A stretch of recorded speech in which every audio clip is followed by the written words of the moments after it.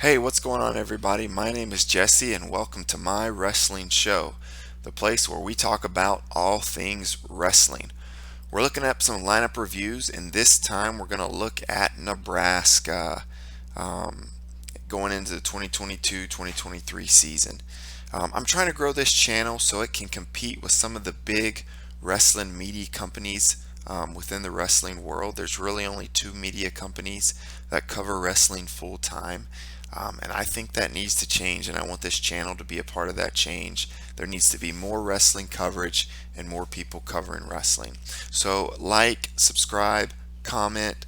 Let's build a community around the sport that we love. Nebraska's lineup. This will be an interesting year for Nebraska. The question going into the year is this going to be a plug and play, or is this going to be a rebuild year? They lost some people, but the good thing is they have a core group of guys to build the lineup around. They have Ridge Lovett at 149. They have Peyton Rob at 157, and they have Mikey Labriola at 174. So those three guys, they're going to place top three, top four at the NCAA tournament. A couple of them might make the national finals. If you get three third place guys, three fourth place guys, you're probably guaranteed top 12 at least, depending on if you can steal a couple matches from a few other guys, but probably looking at top 12. The question is, can some of these other guys step up and kind of push them into that top 10 range? So let's take a look. Liam Cronin, pretty solid wrestler. He's got some strange losses, but he has some good wins under his belt. Like if we take a look at um, uh, his results, he's got a couple good wins. Let's just take a peek real quick. He's got a couple good wins the past few years. He's wrestled a Drew Hildebrandt tough, Eric Barnett, solid win there. He's got a Justin Cardini of Illinois. That's actually a pretty good win. Rayvon Foley, another good win. So he has some quality wins. But then last year, obviously, he had some tough losses before he ended up getting injured.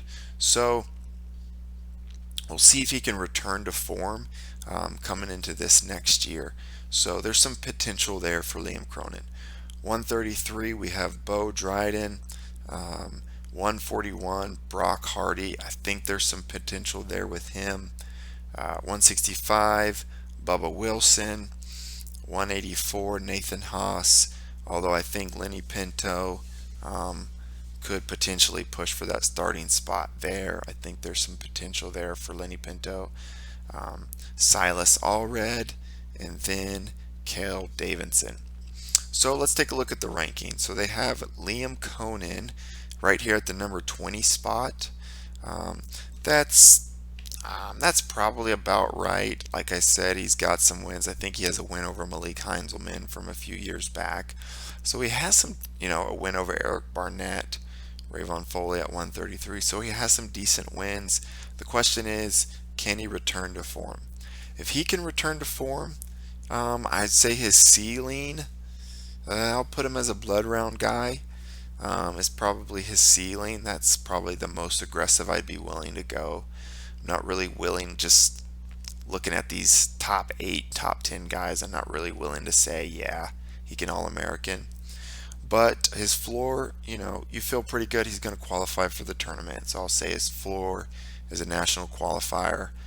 Going 0-2 is probably what he would do on his worst day. Going into 133, Bo Dryden. I don't think he's going to be ranked here. Yeah, he is ranked at 24. And so him, I think coming into this season, he hasn't started before. I think if you qualify for the tournament, you feel pretty good about what you got from him. I guess he did qualify technically in 2021. So looking for him to kind of make the next step. Had a lot of wins last year, but really didn't have any marquee victories. So the question is, can he take that next step? Can he get some marquee victories over some of these top guys? So if he qualifies, you feel pretty good about what you got. Hoping he takes that next step to maybe push for a ceiling, probably a round of 24 type guy. Maybe he steals a match or so in the national tournament. He can push to that next round. 141, Brock Hardy. This is where I think it's a little bit interesting. Um, Brock Hardy was a pretty highly ranked recruit coming out of high school. Um, and so, can he capitalize on that potential coming out of high school? I think he went and served his mission for the Church of Jesus Christ of Latter-day Saints, and he's coming back, probably getting back into the full swing of wrestling. Let's take a quick look at his results from last year. Brock Hardy. So not too many results. He's got some wins. I wouldn't put too much stock into this 2021 season simply because he was just coming off his mission. He's still getting back into wrestling. It was a true redshirt year. So he's got a couple weird losses here. I mean, weird, I say weird. One weird loss to this Drew Sharon Brock guy from Wisconsin. But, wrestled McNurin tough, wrestled Yaya tough. And so beat Michael Blockus. That's a solid win. So there's some potential here with Brock. I think he's going to get better and better as the year goes on. They ranked him here at 30 probably because he just doesn't have a marquee win.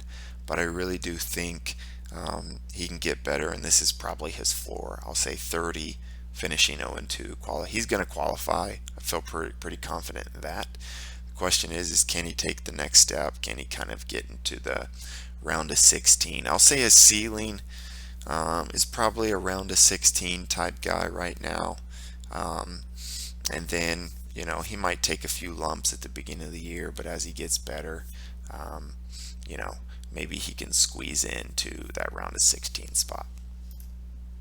So, but a lot of potential with Brock. So 149, Ridge Lovett, super good, obviously really funky. This is the thing with Ridge. He's consistently gotten better. And so he could take another step this year. He took a pretty big step from 2021 to 2022. So if that trajectory can continue, I mean, obviously we remember the Cliff Keen match where Ridge Lovett gave Yanni a really tough match, took him to overtime. So if he can continue to grow and capitalize on his growth, I mean, I don't think there's any reason, he can't be wrestling in the national finals on Saturday night. So I'm going to say his ceiling is number 2. I'd like to see him consistently wrestle with Yanni. It's just so hard to pick someone over Yanni, after Yanni just coming off the World Championships and placing second in the world. I know that was freestyle and this is folk style, and Ridge Lovett, he's a folk style guy. But it's still, I'm going to say his ceiling is 2. His floor, I don't know. His floor is probably 5. Brock Mauler is going to be really tough, and has been really tough. So I'll say, Brock Mauler could maybe edge out Ridge Lovett in a match. I'd probably pick Ridge Lovett since Brock Mauler's coming off a red shirt. I don't really see Ridge Lovett losing to any of these guys down here, though. Certainly not on a consistent basis. So I'd say ceiling of 2, floor of 5 for Ridge Lovett. That's one of those core guys Nebraska is going to be counting on. Next, you have Peyton Rob. And again, just like Ridge Lovett, Peyton Rob coming down a weight class, he got substantially better from 2021 going into the 2022 season. And so can he take that next step? Can he continue to get better? And Peyton Rob's ceiling is going to be a national championship. I think Quincy Monday is going to come down to 157. But there's really no top tier guy that's unbeatable at 157. Peyton Rob can mix it up with all these guys. If he takes another step, gets even better, he could win a national title. The one thing is, this is a pretty deep weight class. Austin O'Connor is a returning national champ from a few years ago. Jared Frannick's pretty tough. Josh Humphreys is pretty tough. I'll say Peyton Rob's floor. Mm, I'll say his floor is maybe 7. Um, he could certainly lose to Austin O'Connor. I know he beat Ed Scott, and when he pinned him, it was pretty convincing. But Ed Scott can be sneaky, and Russell's tough, so he could maybe lose that match. Bryce Andoni. So I'll say a floor of 7 on a bad day. So floor 7, ceiling of 2, right? You say that, he's definitely going to All-American. Got to feel good about that. 165, Bubba Wilson, ranked at 14. I think that's probably a little generous, at least based on my perception of Bubba Wilson. Um, you know, Qualified for the national tournament, but he beat Roderick Mosley from Gardner Webb, but he doesn't have any like huge marquee wins. Like Kel Carlson of Minnesota, solid. That's a decent win. Oh, I guess he did beat Cam Amin. That's a really solid win, obviously. Um, so he's got some potential to grow on, but he's going to have to, it's not just going to be like fine tuning a few things. He's going to have to improve overall to really put himself in that All American contention spot. So 14, I mean, maybe that's fair looking at the guys around him. But I don't view him as an All American guy yet, or really even a blood round guy. But if he can take that step, I mean, there's a from 1 to 8, these guys are really solid, but there's a little bit of a drop off after 8. So if he can make some improvements, maybe he can wrestle up in that blood round rank. So I'm going to say ceiling is probably maybe 12, 11, 12, the low blood round area, with a floor of mid 20s. So Bubba Wilson, wrestle with Peyton Rob, wrestle with Mikey Labriola, push yourself, see what you can do this year. Mikey Labriola, I feel like he's been in college forever. I'll say, so my perception of Mikey, this is what I'll say.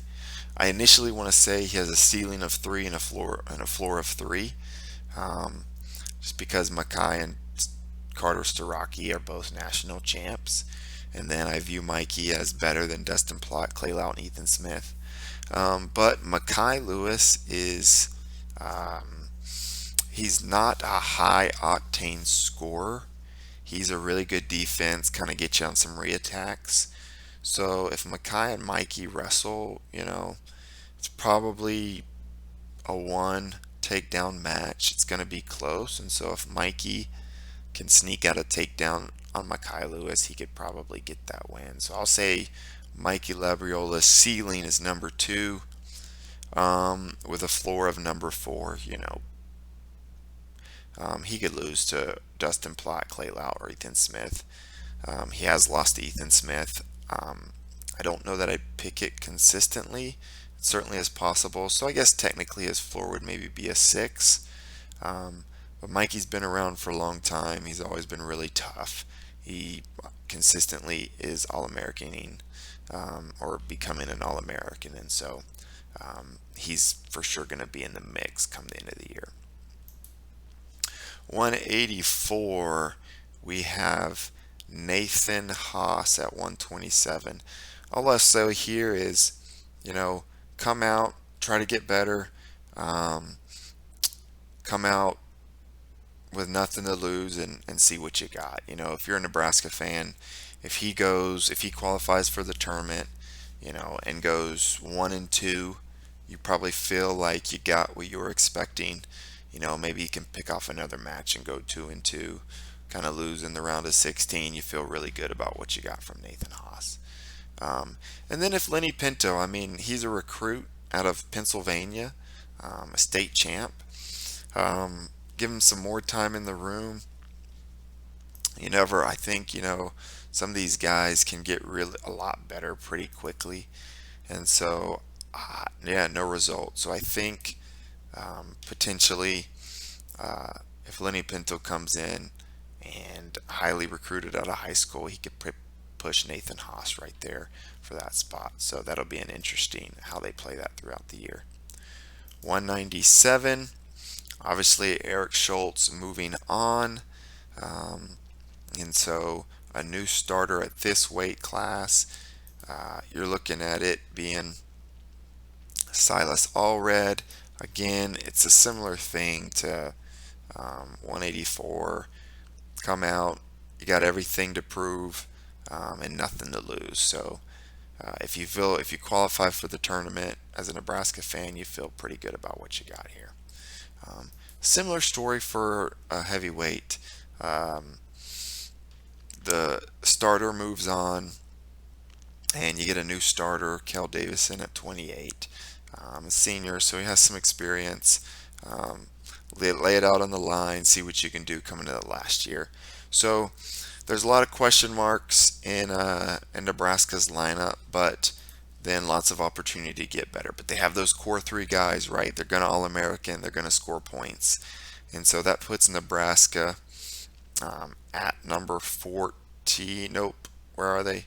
They're at number 9, and that's probably their floor, right? Because those guys are 3-4, and so they could move up a little bit, but so they're probably going to finish somewhere between 8 and 12 with those three guys.